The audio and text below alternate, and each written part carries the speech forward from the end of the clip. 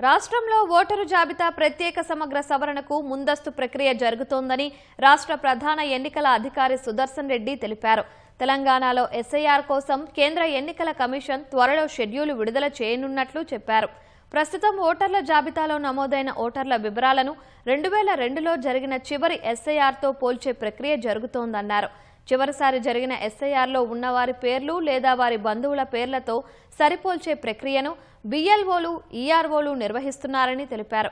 ఓటర్లందరూ తమ వివరాలు లేదా తమ తల్లిదండ్రులు లేదా తాత ముత్తాతల వివరాలను బిఎల్ఓల ద్వారా 2022 ఎస్ఐఆర్తో లింకు చేసుకోవాలని సీఈఓ సుదర్శన్ రెడ్డి సూచించారు.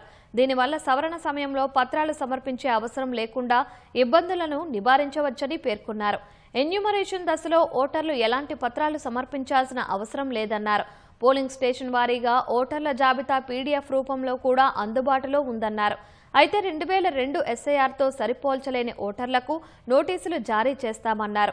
అప్పుడు వారి అర్హతను నిరూపించుకోవడానికి ఎన్నికల కమిషన్ సూచించిన పత్రాలు సమర్పించాలన్నారు.